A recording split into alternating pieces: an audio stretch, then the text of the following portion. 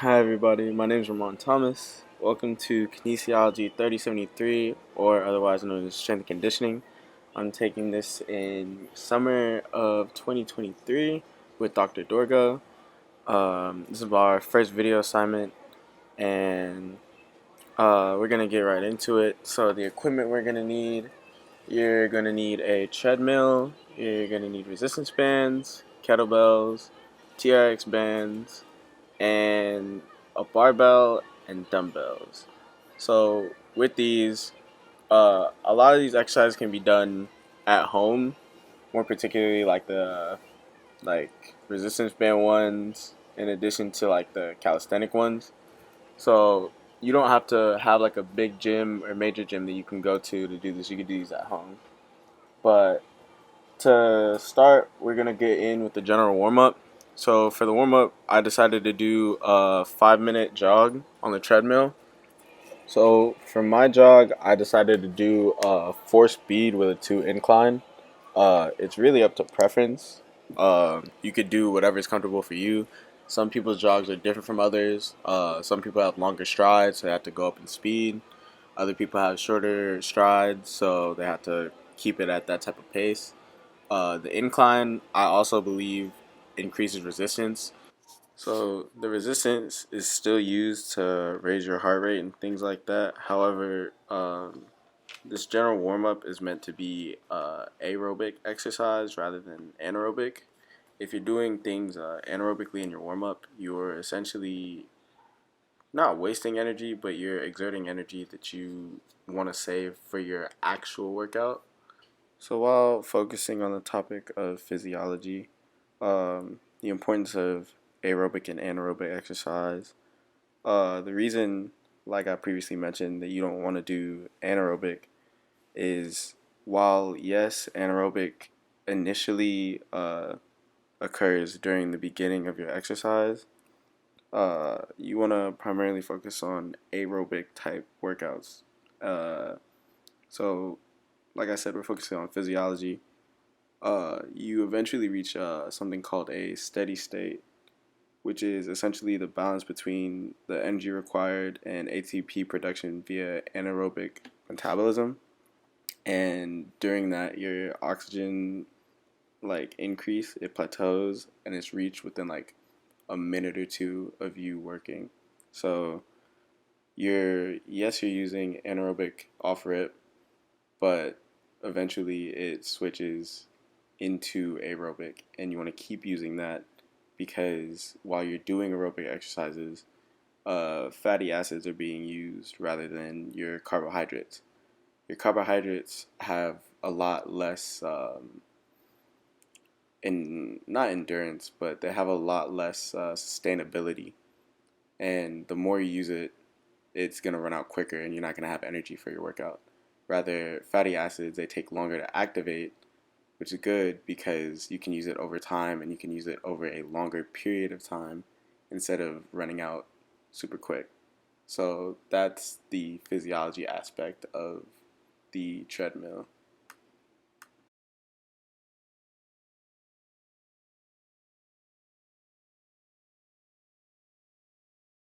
So the other aspect that I wanted to talk about during this exercise was the usage of arms and just paying attention to what's being activated in your body kind of at all times. So the reason I emphasize the use of the arms is that you can see I'm really trying to focus on like swinging my arms. So while this muscle or this exercise is, yeah, it's for legs and obviously for your heart and all the metabolism and everything to like activate, you just kind of want to get everything going, get the movement of everything involved. So the arms, it allows like blood flow to stream instead of just straight to my legs. It goes also throughout my arms, and it just allows for a better general warm up. Um, in addition to that, the other thing that I wanted to mention was, I don't know if you can see it, but if you kind of look Focus on the way I'm breathing. If you see, I'm kind of emphasizing how hard I'm breathing. Um, I wouldn't say how hard, but focusing on my breaths mainly. So uh, I kind of learned this recently, but focusing on your breath throughout your entire workout can change a lot of the outcome of your workout. It's really imperative to focus on the way you're breathing rather than just doing the movement and going through the motions. So, throughout probably the whole 5 minutes, you can see me like focus on breathing, and it gets heavier and heavier throughout, but it's not enough for it to be like an anaerobic exercise. It's just enough to catch my breath and like make sure I'm focusing on getting it not only from my chest but like throughout my entire body. So as the general warm up comes to a close, we're gonna move on into the specific warm ups, the muscle specific warm ups. So the difference between these and your general warm ups is the fact that general warm up is just to get your heart going, get every muscle involved, things like that. Specific warm ups are more for your specific muscles getting activated. So for the first one, as you can see, I'm using a band, and I prefer bands honestly over a lot of other type of warm up tools. For this exercise, we're doing banded shoulder circumductions, which are basically rotations. Uh, your shoulders are probably one of the, if not the most important, like parts of your body when it comes to upper body workouts.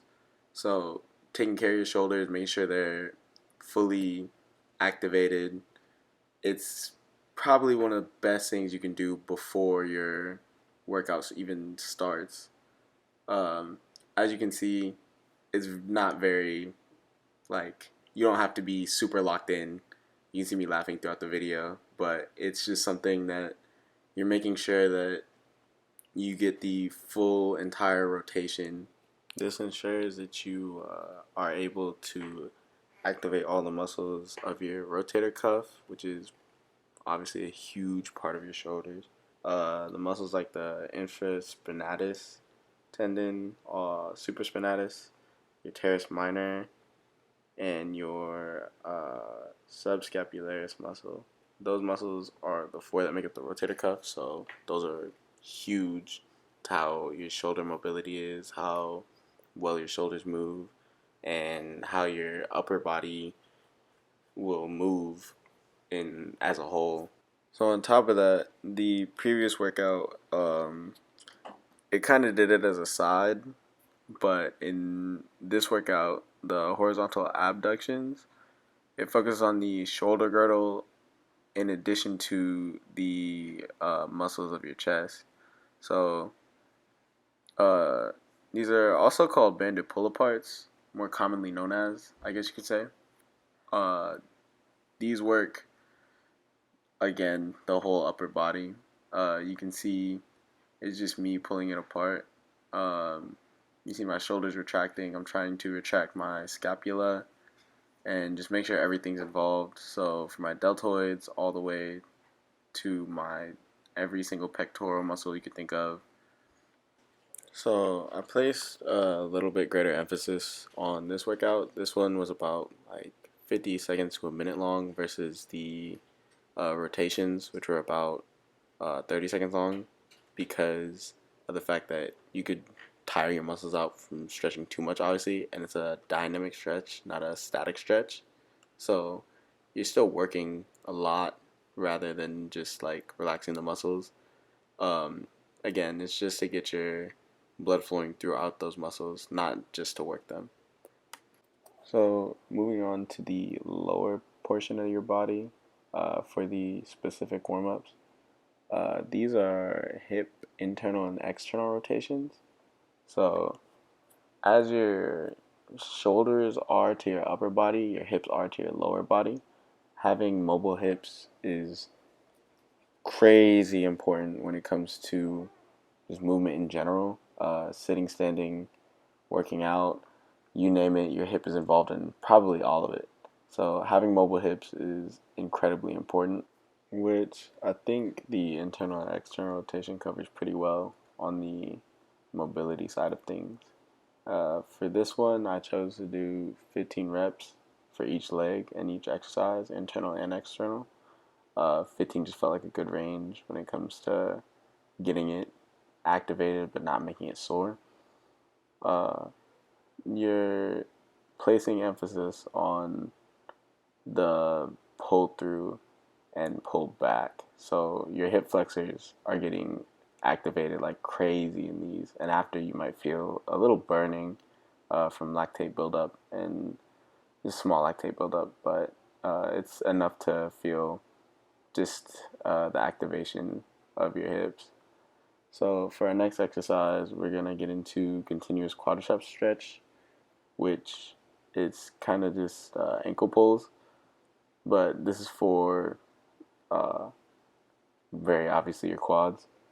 But you're doing it dynamically rather than statically. So if you were doing it statically, you kind of just sit and hold for a second and let the muscle kind of feel the entire stretch.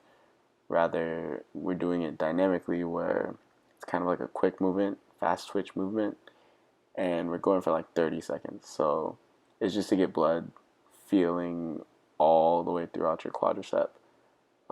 Those muscles are important when it comes to flexion, more extension than flexion, but they're very important nonetheless.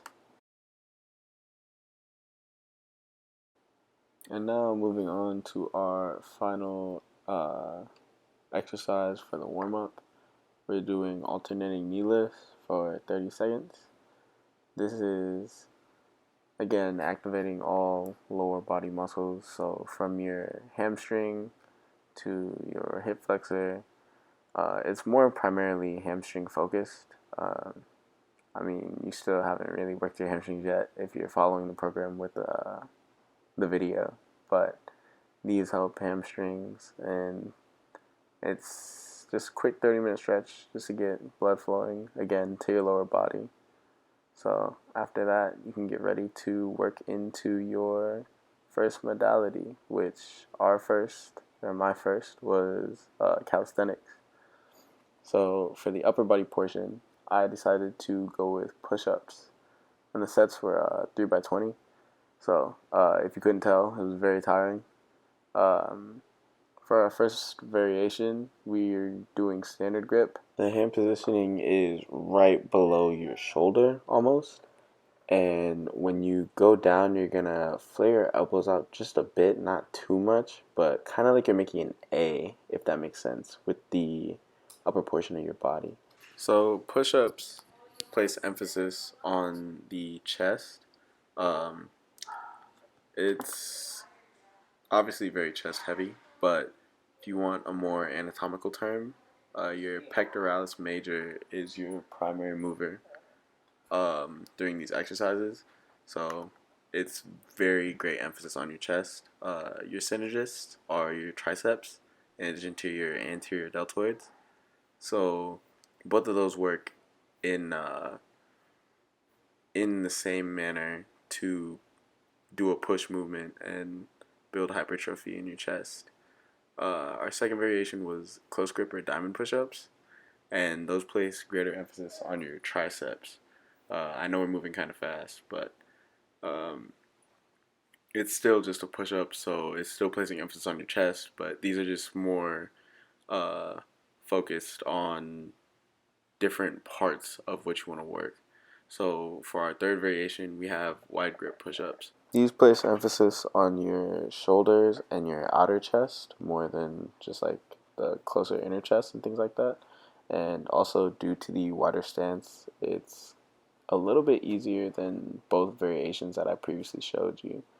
I know it looks like I'm struggling, but this was the last set of push-ups that I did, so you can imagine how tiring it was.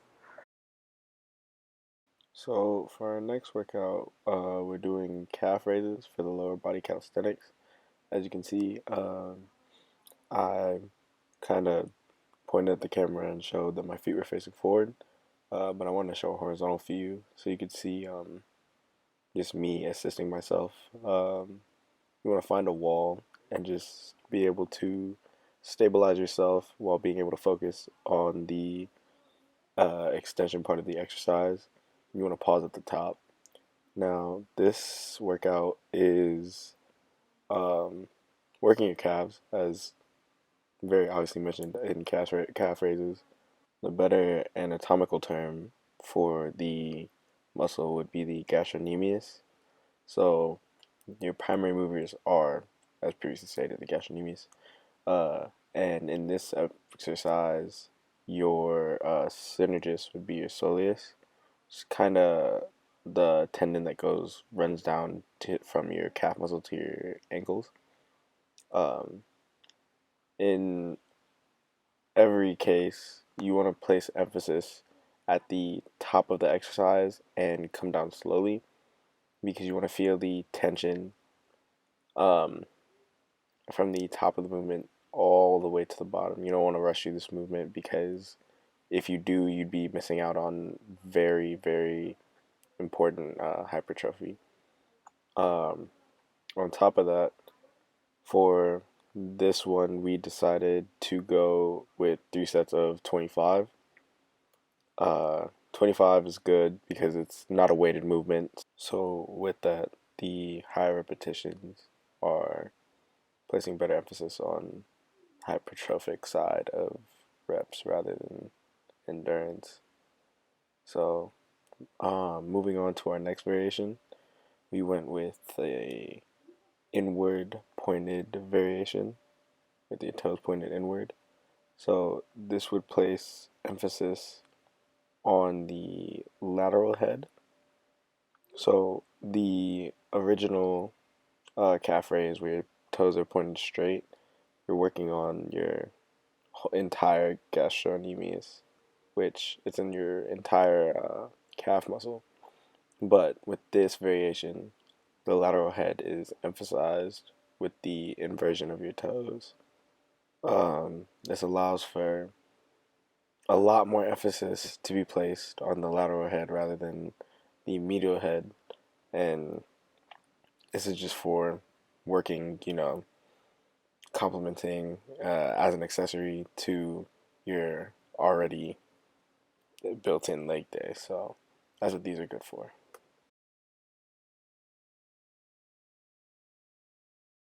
So moving on to our next movement, our next variation of calf raises, we are doing outward pointed calf raises.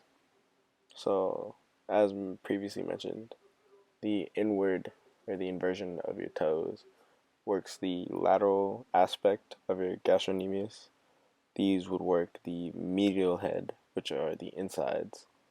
Um, Obviously, you want to complement uh, your movements, so you don't want to just place emphasis on one side or place emphasis on the other. You want to do both. So that's why we are working to do both movements and help the both sides grow.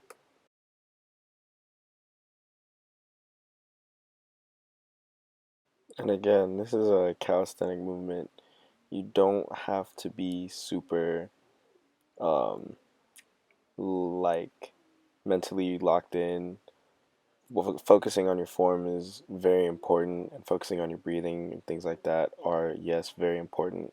However, it's just inherent in the exercise. It's not relatively hard or anything. Any beginner, any level of fitness could achieve and do these exercises if they please, if they wanted to. So moving on to our second modality, we are going into resistance bands. Uh, Again, I know I said it earlier, but I really love resistance bands as a workout tool. They're just so versatile and so you can use it for almost anything, any workout. You can have different lengths, you can have different resistances. It's at your level of creativity, honestly. But for our first variation, or for our first upper body workout, we're gonna go with curls, regular grip curls. Um, Curls are again a very typical workout, especially with resistance bands.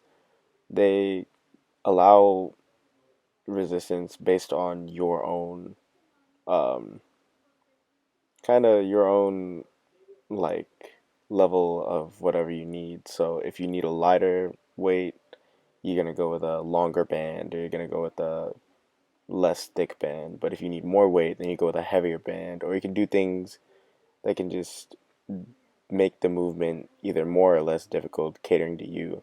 So resistance bands, for me, in my opinion, are one of the best tools you can use to work out. As you can see, I'm trying to place emphasis on sticking at the top and staying there because we are focusing on the hypertrophy side. So if you're just speeding through the movement, then you're not allowing yourself to gain that full level of resistance, and you're not allowing the muscle to fully contract. So sitting there at the top is very important. We're moving on to our second variation, which is hammer curls. Um, I haven't mentioned it yet, but the primary movers in the movement of a curl is your biceps or your biceps brachii, whichever you want to call it. That's the anatomical term. While the synergist would be the brachioradialis and the brachialis. Both of these work as stabilizers. Um, they obviously help with the movement, but the difference in grips, they change based on what you're doing. So the first variation of the regular grip, it places emphasis on the biceps brachii in general. So kind of very similarly to calf raises in a sense, how it just works the entire muscle. While the variation 2 that I just finished, the hammer curls, these place greater emphasis on the long head of the biceps brachii. So your biceps brachii has two heads. It consists of two heads: your long head and your short head. Um, as previously mentioned, it works the long head. Our third variation is crossbody. Um, so this one also places emphasis on the long head. However, it's primarily on the long head, while the hammer curls were your brachioradialis and long head emphasis. So a mistake that people usually make on curls is usually not using resistance bands, but they'll tend to swing too much or try to use their shoulder with the movement. Your shoulder should be fixed in place, fixated, because if you're using your shoulder, obviously you're not sticking to the movement and you're not targeting the muscle that you're trying to use, which is your obviously biceps brachii.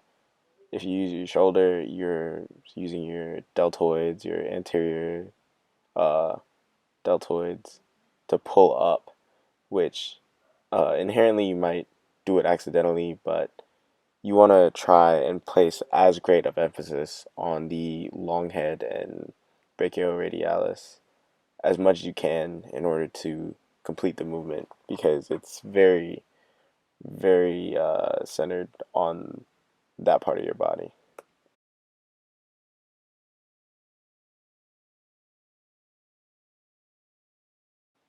So for the next portion of our exercise, again, this is why I like resistance bands because they're so versatile. I just took the two that I had and tied them together. And for this part of the exercise, we're going to do our lower body portion, which we have decided to do quadruped bent knee extensions. Um, they're very commonly known as kickbacks. Uh, that's just a more anatomically correct term. For the sets and reps, we decided to go for 3 by 12. Um, Again, these numbers are for hypertrophy purposes. Uh, in addition to that, the primary movers of the movement should be your glutes. So you want to target your glutes mainly in this exercise, placing good emphasis at the top of the movement. You don't want to just rush through it. Again, um, just make sure you're pausing at the top so you can feel that contraction in your glute.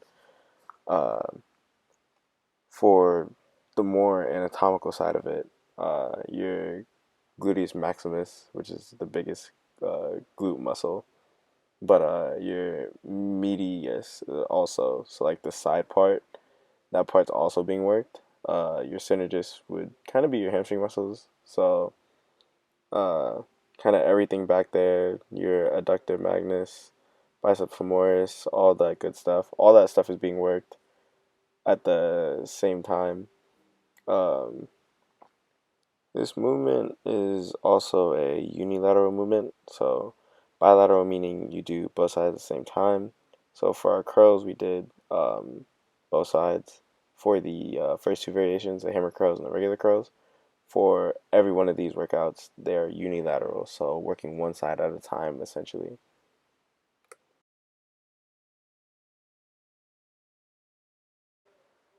Our first variation was placing emphasis on the hand positioning. So if you could see now in our second variation where our hands are closer to our body, this is an easier variation if the first variation was a little bit too hard. Um, this could be anyone doing this exercise, so it could be an athlete, or it could be just an elderly person back in physical therapy, or even a younger person in physical therapy. Anyone, in fact, could do this exercise, but the first variation was a little bit more challenging because the lengthening of the resistance band is longer, so you have greater emphasis on your glute and you have more resistance when it comes to the length. Um, in this variation, as you can see, watch me switch around. My hands are now from instead in front of my face, they're kind of straight under my elbow or straight under my shoulders. So they're not nearly as far as they were in the first variation.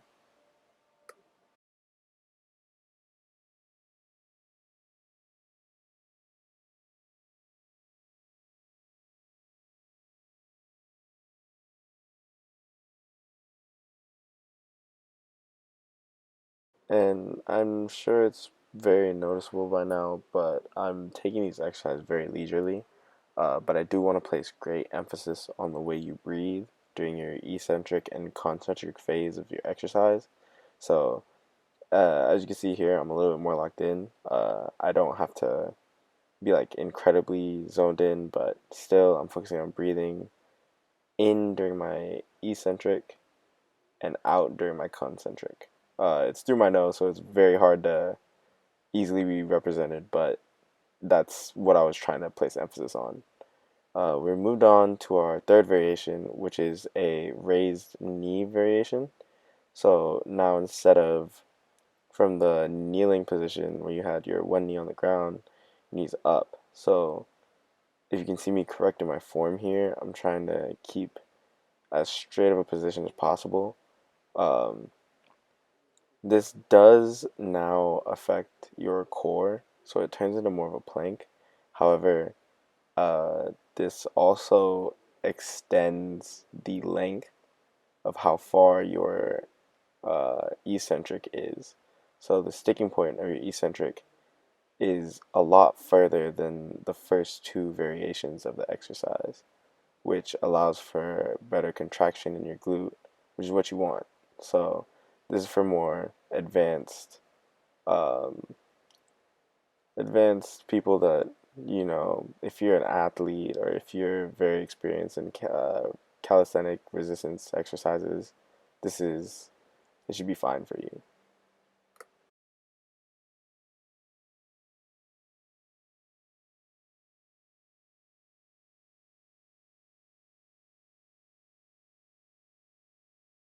And as we're coming down to the last few reps of the exercise, again, I just want to place emphasis on how underutilized I feel resistance bands are in the fitness world in general. They're very practical, useful in almost any way, and as you can see, it's just up to your creativity at that point. But we're wrapping up the resistance bands and we're moving on to our next modality, which is TRX training. So now we're moving into more equipment that you might not have in your home. You might have to go to your gym for this, but we'll focus on the exercise first. Our upper body exercise is rows with the TRX or suspension machine. Our first variation is with a 45-degree pull, meaning when you pull your elbows back, you want to end around 45 degrees. You've seen our other variations, the difference in what this means, but for sets and reps, I decided to go with 3 by 10. Again, hypertrophy, all that good stuff. The same stuff I've been repeating over and over, but it's still important nonetheless. The row exercise is placing great emphasis on the back, where your primary movers are your rhomboids, which is that middle central back. And if you can see, before I even start the movement, I like to engage my scapula, which allows for more lat, or there's a better name for that, but your lats, they end up being targeted a little bit more because of that scapula retraction. Um, for the 45-degree pull, it's very focused on the rhomboid side of things. Our second variation was a wider grip, which was the 90-degree, which places better emphasis on the lateral portion, or your lats. For our last variation of rows, we have a 0-degree pull or a close grip, whichever you want to call it. This places better emphasis on your rhomboids. While all this is happening, you also have your synergist muscles because you could see this also works your biceps and your teres minor and then also your brachialis. So it's really good all upper body workout in general, but it works a lot of things at the same time. Throughout this exercise, you want to focus on the real big contraction in your back, and again, placing emphasis on that scapular retraction allows your muscles to emphasize whichever more uh, part that they need. Now, moving on to the lower body portion of the exercise, we're going to do 3 by 10 squats.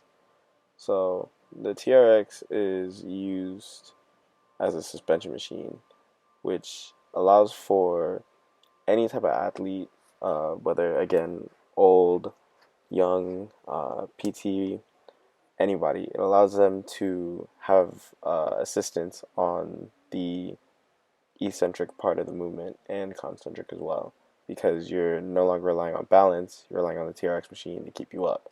So in a squat movement, your primary movers or your agonists are going to be your quadriceps, whereas your antagonists would be your hamstrings.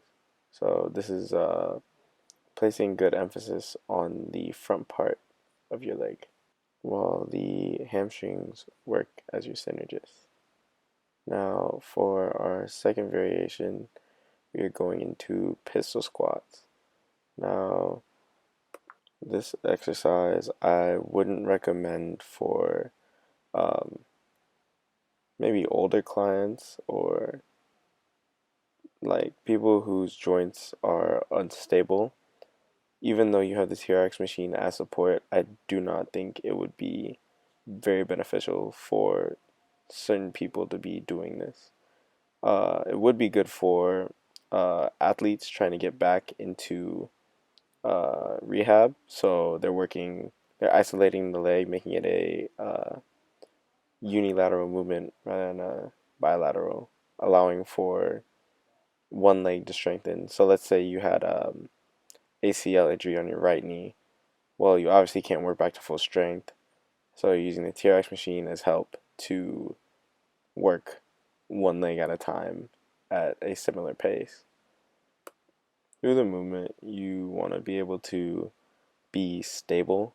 So, although you're using the suspension machine as help, you do want to be able to, as you can see, I almost lost balance there, but you do want to be stable by yourself as well. So being able to control the movement is very imperative for this exercise being beneficial towards what you're doing. So your goal is isolating one leg in order to make that leg stronger, then you have to focus on being solid in that leg and being stable in that leg.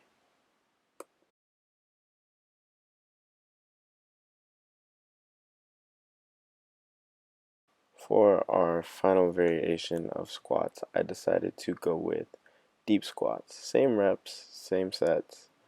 Um, Deep squats, however, can be a bit more challenging for people with bad mobility. So that's what the TRX machine is for. However, some people still can't go all the way down without help. So TRX really helps with helping the range of motion of people squat. So for athletes, if they're again recovering, TRX machine is great for exercises like that in order to help you gain that mobility back in the knee and your ankle and things like that. And it helps everything just get back together, really. So, with that being concluded, we're going to move on to our fourth modality, which is the kettlebell. For our upper body portion, I had decided to do shoulder raises. First variation is your lateral raise, where your primary mover are your deltoids. Um, I do want to touch on the fact that your shoulder should not be very weight heavy. This should be a more feeling the movement and understanding what part it works and feeling it in that muscle rather than focusing on the weight. So, athletes, whichever athlete or rehab recovery, I would tell the athlete to stay at a lighter weight or a very tolerable weight, but enough to feel the movement. So, if you can see, I have my hand under my chest trying to stabilize the shoulder. And what you want to do is drive through your elbow rather than your wrist. I did a bad job there, but you want to drive through your elbow rather than your wrist so you can have less tension on your shoulder joint. Because again, the shoulder muscles, like I said, are very important to your upper body in general. So these are great help for any other exercise, your bench press, your overhead press, all those things that you want to work on for your upper body. It starts with your shoulder. So for our second variation, we move into front raises. And I'm making these unilateral movements because I feel like if you do it bilaterally, you gain less benefits and you're not paying attention to how you're moving um, the weight and you're unable to tell what muscles it's working. So like this variation with the front, instead of working your deltoids, you're working your anterior deltoids more rather than your regular deltoids. As you can see, I'm bracing before each workout, and as previously mentioned, you can see better in these videos. I'm better focusing on my breathing between each rep. As we move on to the last variation, if you could see, I've lowered the weight probably significantly because this forward tilt raise is very emphasized on the rear deltoid, and that muscle is not very big compared to your anterior and regular deltoid. Your rear deltoid is a very sensitive thing, and if you do too much or do too much weight, it's very easy to make injured. So it's very good here to focus on strictly on your form. As you can see me setting up. I turn my angle a bit so you can see the hip tilt, but you want to lean forward after you hinge your hips a bit and just pull through the elbow, like I said, like it's a regular lateral raise, but it's a little different because you're moving forward and it's placing greater emphasis on your rear delt. Shoulder injuries are probably one of the most common injuries in sports, so it's very imperative that you focus on form rather than weight in this exercise. Moving on to the lower body portion. Uh, to preface, I just wanted to show that you could have different grips when it comes to this. So, first grip, you can have it up there like that, and you can see a lateral view, and you can hold it like that, or you could just keep one weight in your hand and grip it just like that. And here's a lateral view. Both grips work. It's really up to preference. I learned using the first way, but I can understand for some clients or some athletes it can hurt their wrists, so the second grip is better. For the first portion or the first variation, which is front lunges, we are using lunges for our lower body modality, but we're doing forward lunges. You can see me grip the weight the way I do. Uh, Lunges again are lower body exercise, so your primary movers are your quads. So similarly to squats, again, this is your eccentric and concentric. So your quads are working on the concentric movement of the exercise. So as you can see, I'm moving forward, coming back. That is your concentric movement, and that is also extension. So it's placing great emphasis on your quadricep. Uh, Form-wise, as you can see, you want to keep a straight back. You want that knee to kind of lightly tap the ground. Coaches do different variations. Some people like to touch the ground completely, some don't like to touch at all. It's really up to preference, but I believe right above the ground is perfect. In my opinion, that's where you get the most contraction in your quad. So, moving on to our second variation, we're moving backwards. So the difference between the forward and backward variation is this is a little bit easier for clients or athletes. The movement is uh, less emphasis on stability and more emphasis on again your quads. Uh, your hamstring still acts as the antagonist or the synergist, um, but it's so much less mental work. Uh, in order to move backwards, whereas if you're moving forward, you have to worry about how you're landing and the stabilizing act of balancing the dumbbells on top of moving forward. It's a lot to worry about versus just moving backwards. As you can see, I'm moving pretty fast throughout the movement, but you do want to slow down and really feel the contraction in your quad and be able to feel that movement completely all the way through. But we're moving on to our third variation of lunges, which we're going to be doing side lunges. Now, you really want to focus on the eccentric and concentric. I'm moving pretty fast, but this exercise form-wise is probably on the harder end of the lunges. Rather than just working your quad in a frontal aspect, you're now working your adductors and your medial glutes, and you're including a lot more movement rather than just a forward and backward movement. So it's very important to focus on breathing and form through this. Uh, Many athletes may make mistakes, so it's good to start off at a lower weight with this and move very slow and focus on your form.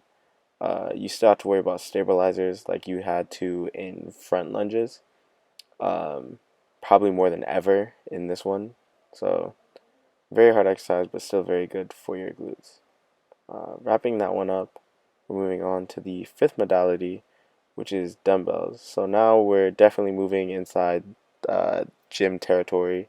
You could have dumbbells at home, but this is definitely probably easier in a gym. For our first variation, we did wide grip bench press.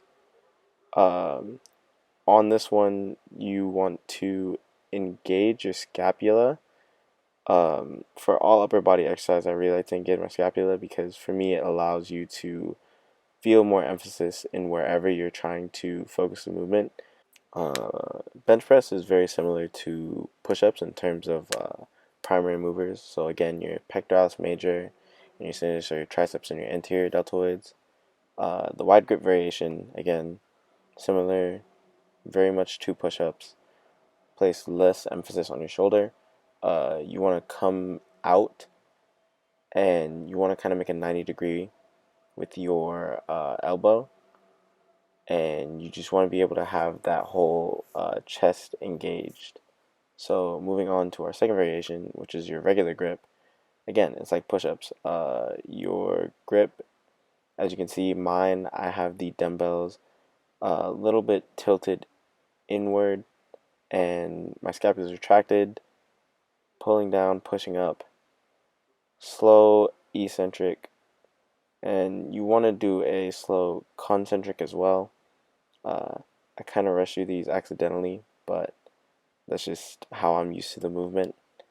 It again places emphasis on that pectoralis major. People like to ego lift with these. Uh, for hypertrophy, you do not really have to go like ego lift heavy. This third variation is close grip. This works your triceps more. So again, similar to push-ups, but as I was previously saying, uh, if you ego lift with bench press, you could easily get yourself hurt. So go with a manageable weight. Go a little bit above your weight if you're doing less reps. But again, working hypertrophy, not strength. So you want to keep it to that 8 to 12 range while also being able to not ego lift and focus on your form.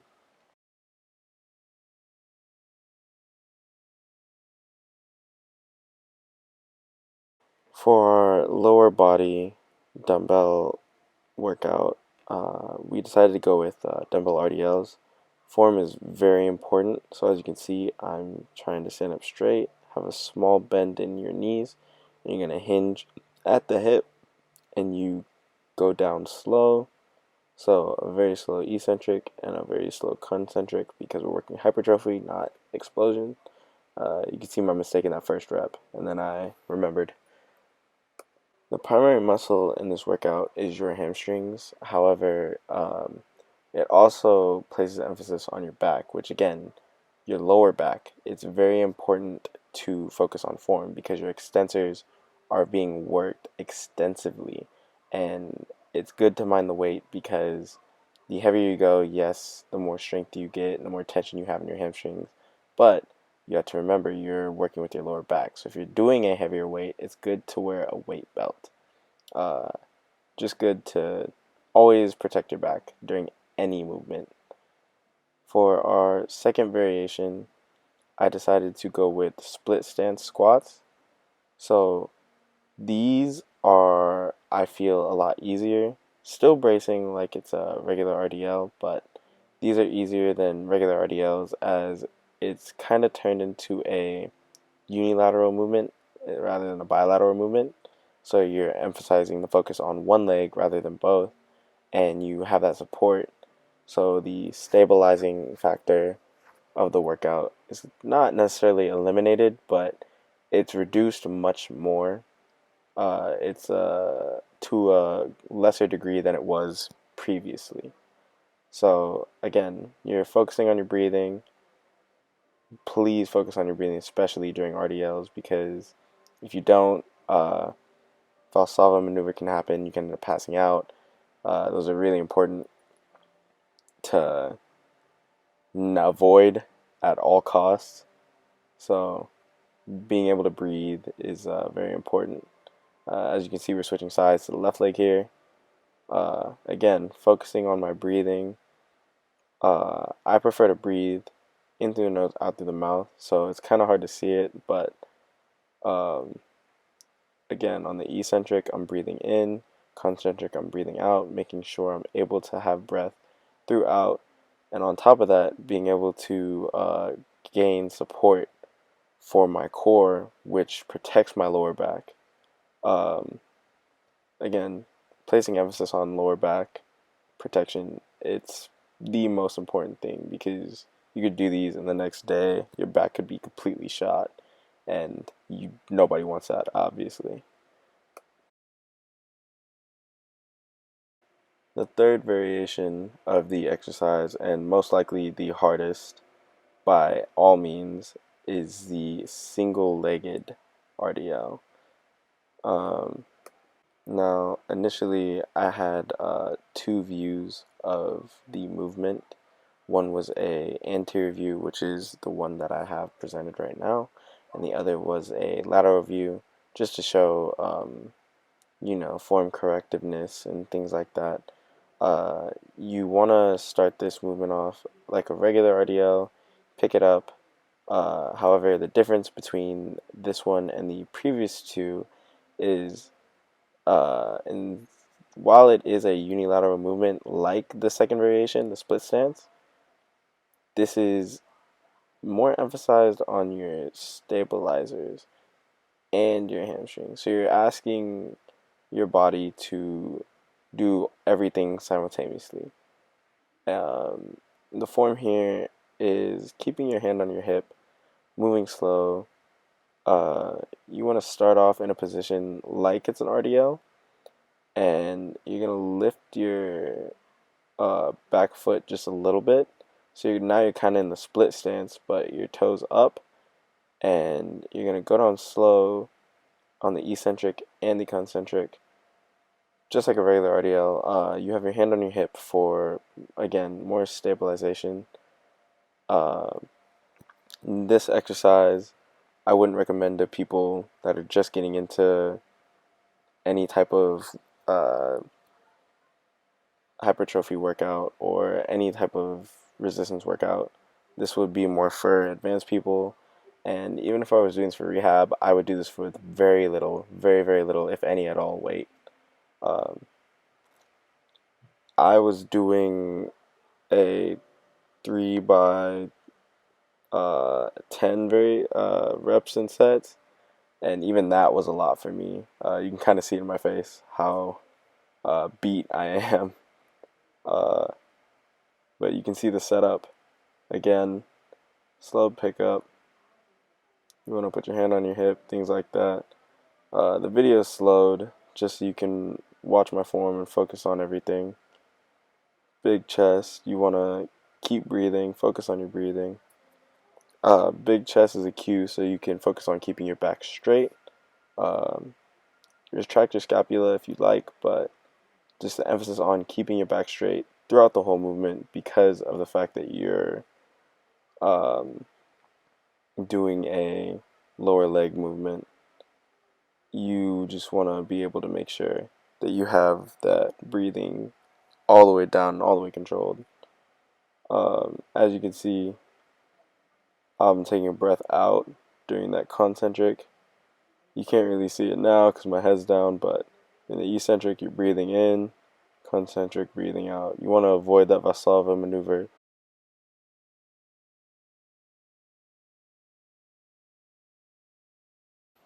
And finishing up on the RDLs, we're moving into the sixth and final modality, which is barbell.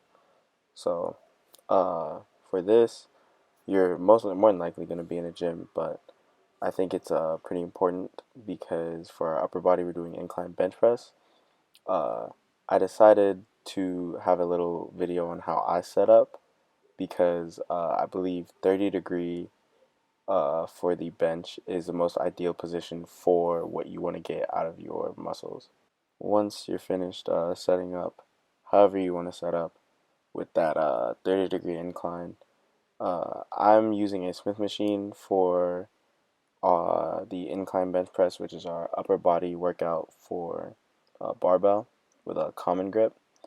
For this, I went 3 by 12, but the reason I used a Smith machine was because I didn't have access to my other gym, and preferably I usually use dumbbells when it comes to upper body workouts, but it's really preference. If you want to work on free weight, uh, I choose dumbbells due to the fact that it's less emphasis on your shoulder. Your range of motion is a lot better, but with incline on a Smith machine, you have more assistance. So, as you can see, I just finished setting up on my first set. We're moving on to our next variation, which is wide grip. Uh, so the first was common grip, which that placed emphasis on, again, your pectoralis major. Uh, you're still using your anterior deltoids, things like that. You want to engage your scapula during this because, again, as I emphasized, it's good on placing more emphasis on your primary muscles and your secondary muscles or your synergists. Common grip is just like bench press, just like push-ups. All works the pectoralis major, your deltoids, all that. So you want to be sure that you're pushing all the way through on those workouts. Using the Smith machine, in my opinion, it it can help increase your range of motion and help you focus on form more than if you're doing free weight, because then you're including a stability factor, which with a Smith machine you have less of due to the uh, machine doing its job. Our third variation is close grip. Again, this is the emphasis on your triceps, still working your pectoralis major, still working your anterior delts, all the same things that I've previously mentioned.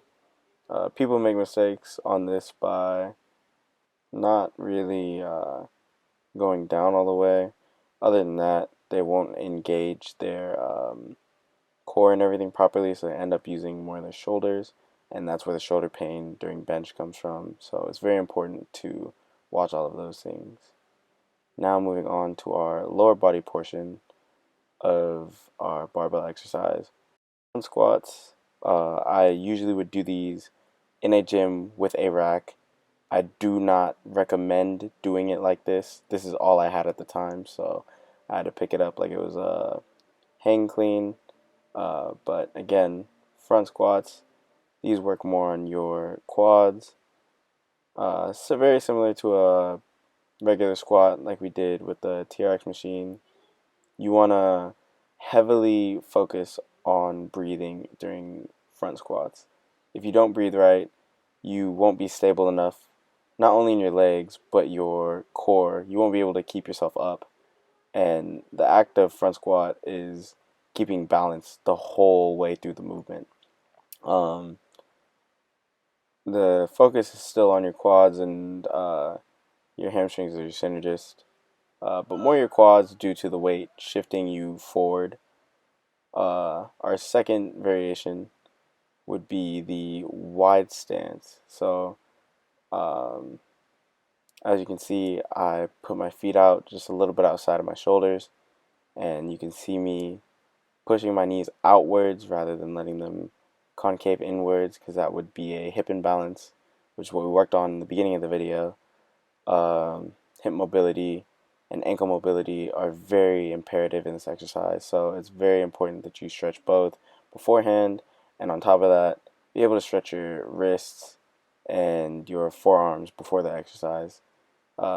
It will be very important to complete the exercise. Now, for the last variation, we are still doing front squats, but we're going with a narrow stance. Now, this is probably the hardest, and I wouldn't recommend this to anyone that isn't very familiar with front squats. Front squats itself are already a hard exercise, so the emphasis on your knees being able to be pushed out while also having the trunk be solid, all those things have to be the same. The benefit of narrow is to increase range of motion on top of still working those primary movers.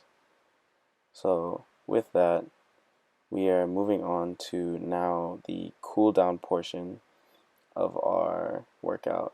So this is after all the workouts are done.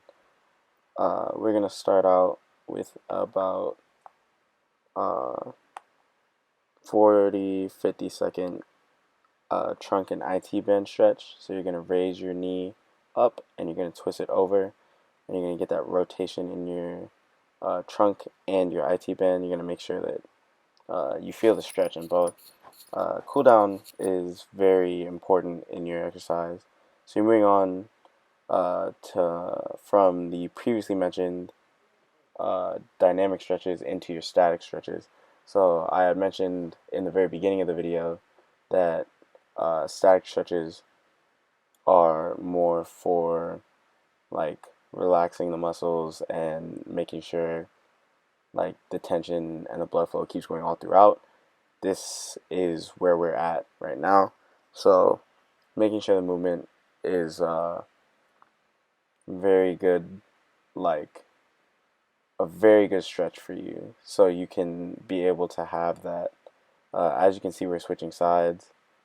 Um, you still want to breathe throughout this because now it's your cool down, so you're able to relax and lower your heart rate. You're probably experiencing a lot of lactic buildup and things like that. So this is all these stretches are very good for pushing everything out and being able to have that lactate be converted and going back into your anaerobic um, type movements.